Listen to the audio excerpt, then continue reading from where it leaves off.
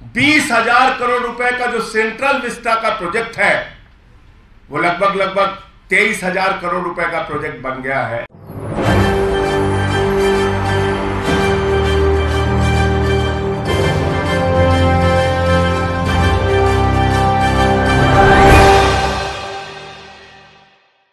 नमस्कार, SPN 9 news देख रहे हैं आप। आपके साथ मैं हूं मानसी जायसवाल। नए संसद भवन का उद्घाटन हो जाता है और नए संसद भवन के उद्घाटन की लोकप्रियता जो है वो प्रधानमंत्री नरेंद्र मोदी को मिलती है। कहा जाता है कि नरेंद्र मोदी ने इतना आलीशान नया संसद भवन बनाया जिसकी ज़रूरत भी थी, लेकिन अब जिस तरीके से नए संसद भवन को लेकर के यहाँ पर चर्चाएं चल रही हैं, तमाम विपक्षी पार्टियां प्रधानमंत्री नरेंद्र मोदी पर हमला बोलने की कोशिश कर रही हैं। उनका साफ तौर पर कहना है कि नए संसद भवन का जो उद्घाटन यहाँ पर प्रधानमंत्री नरेंद्र मोदी ने किया, जबकि राष्ट्रपति द्रौपदी मुर्मू को इसका उद्घाटन करना चाहिए था या फिर लोकसभा अध्यक्ष ओम बिरला को इसका उद्घाटन करना चाहिए था। लेकिन लोकसभा अध्यक्ष ओम बिरला जो है वो प्रधानमंत्री नरेंद्र मोदी के बगल में खड़े होकर केवल तालियां पीटते हुए नजर आ रहे थे तस्वीरों में।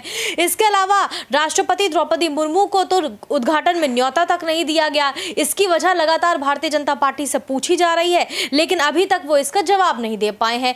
डिबेट होती है, तमाम बहसबाजी छिड़ती है, लेकिन ये नहीं बताया जाता कि आखिरकार राष्ट्रपति द्रौपदी मुर्मू को बुलाया क्यों नहीं गया उद्घाटन में। आखिरकार क्या आदिवासी महिला होने की वजह से पूजा पाठ के कार्यक्रम में उनको नहीं बुलाना चाहते थे प्रधानमंत्री नरेंद्र मोदी या भारतीय जनता पार्टी, इस वजह से उनको नहीं बुलाया गया?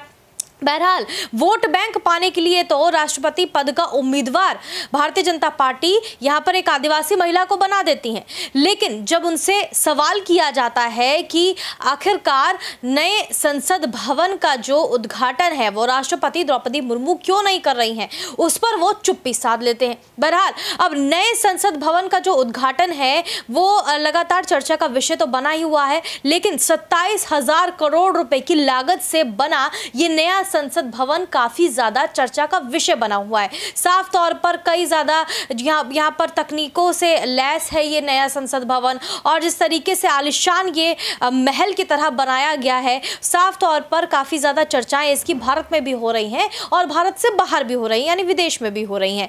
लेकिन साफ तौर पर जिस तरीके की 27,000 करोड़ रुपए की लागत से ये नया संसद भवन बनाया गया है, साफ तौर पर यह कहा जा रहा है कि देश की जनता का पैसा बर्बाद किया जा रहा है प्रधानमंत्री नरेंद्र मोदी द्वारा, क्योंकि जिस पैसों से ये नया संसद भवन बनाया गया है वो देश की जनता का पैसा है। देश की जनता के टैक्स जो देती है, जैसे आप और मैं हैं, जिस तरीके से जो चीजें खरीदते हैं, चाहे वो कोई भी सामान हो, उसमें हम लोग टैक्स देते हैं, उसको लेकर ये नया संसद भवन जो है वो बनाया गया है। तो क्या वाकई 27,000 करोड़ रुपए की लागत से बना ये नया संसद भवन देश की तरक्की को बढ़ाता हुआ नजर आएगा? देश के गंभीर मुद्दों से, बड़े मुद्दों से, पुलवामा जैसे मुद्दों से, अडानी के महाघोटाले जैसे मुद्दों से ध्यान हटाने के लिए कल से दिल्ली के मुख्यमंत्री अरविंद केजरीवाल के घर को लेकर चर्चा की जा रही है। पहली बात तो मैं आपको ये बता दूं कि ये घर जो दिल्ली के मुख्यमंत्री का बना था वो 80 साल पुराना 1942 में बना हुआ घर था। दूसरी बात, एक नहीं 3 घटना हुई उस घर के अंदर। एक में मुख्यमंत्री के माता पिता जिस कमरे में रह रहे थे उसकी छत गिर गई। दूसरी घटना में मुख्यमंत्री जिस कमरे में रह रहे थे उसकी छत गिरी। तीसरी घटना में मुख्यमंत्री जहां पर लोगों से मिलते हैं उसकी छत गिर गई। उसके बाद पीडब्ल्यूडी विभाग ने यह सजेस्ट किया कि भाई इस घर को तोड़ के नया घर बनाने की आवश्यकता है, और वो घर बनाया गया। 30 करोड़ की लागत से वो घर बनाया गया, जिसको लेके कल से चर्चा हो रही है।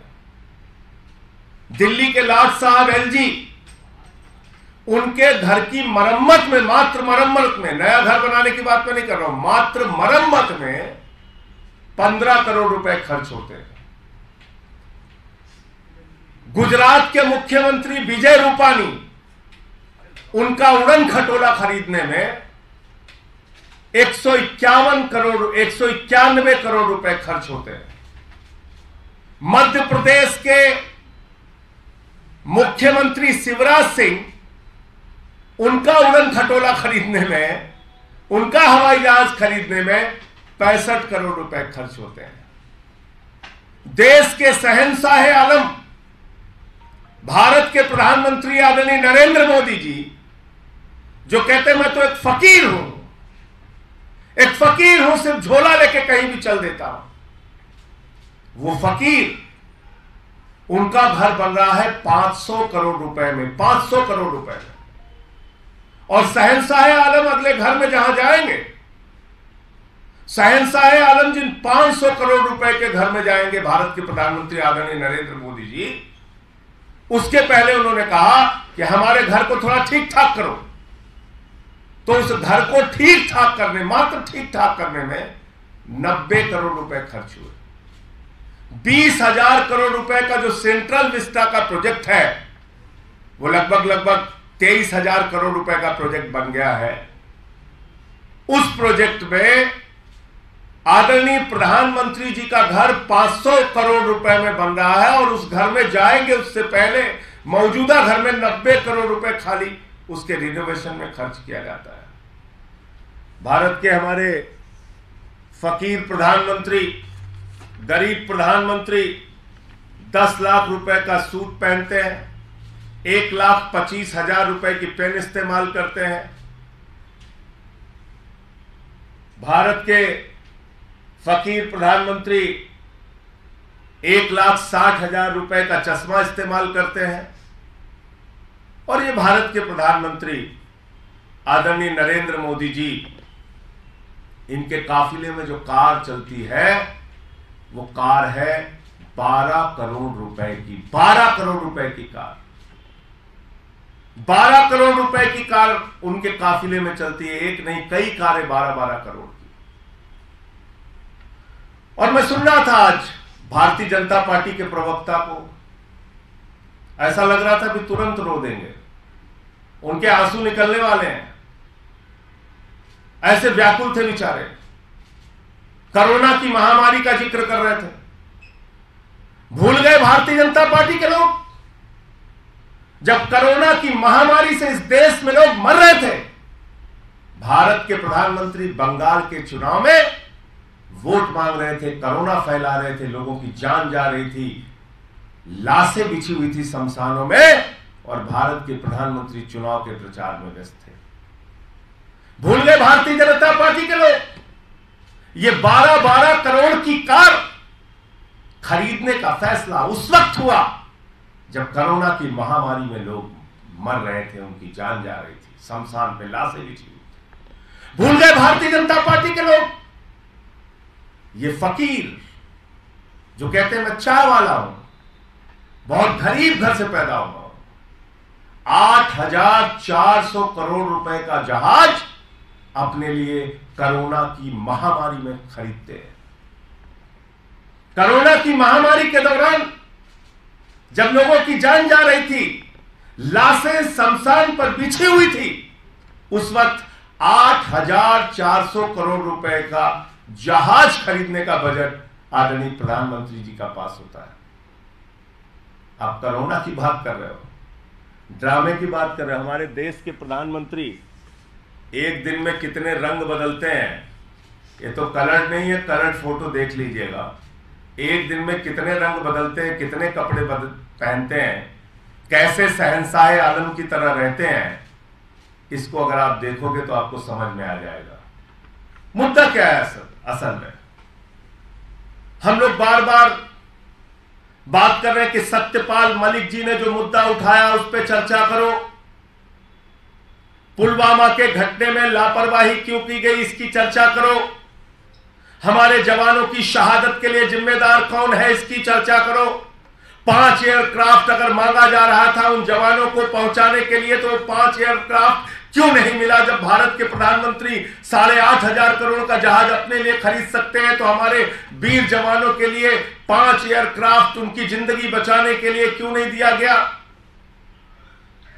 सवाल ये उठ रहा है।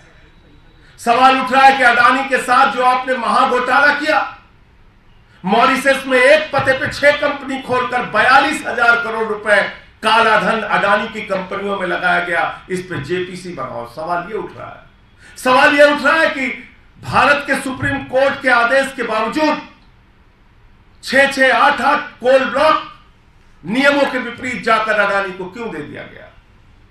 भारत सरकार के कानून के खिलाफ अडानी को कोयला की खदानें क्यों दे दी गई?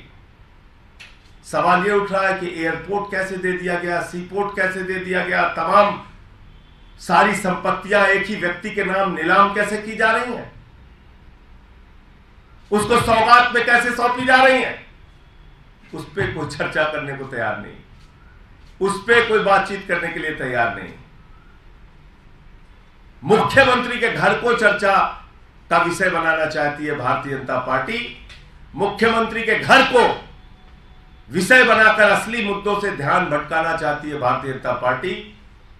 और आज मैं भाजपा के प्रवक्ता संबित पात्रा को सुन रहा था, अगर तुम में जरा भी नैतिक साहस है तो पूरे देश से अपने प्रधानमंत्री जी को बोलिए कि या फिर इस नए संसद भवन के उद्घाटन को लेकर राष्ट्रपति द्रौपदी मुर्मू का अपमान जिस तरीके से किया गया है, उसको लेकर के आप क्या सोचते हैं? हमें कमेंट करके जरूर बताइएगा। क्या राष्ट्रपति द्रौपदी मुर्मू को अपना इस्तीफा यहां पर दे देना चाहिए? क्या प्रधानमंत्री नरेंद्र मोदी से या उनको इस्तीफा अपना मांग लेना चाहिए? क्योंकि जिस तरीके से यहाँ पर एक संवैधानिक पद पर रहते हुए राष्ट्रपति का अपमान किया जाता है, वो किसी भी सूरत में देश की जनता बर्दाश्त नहीं करेगी।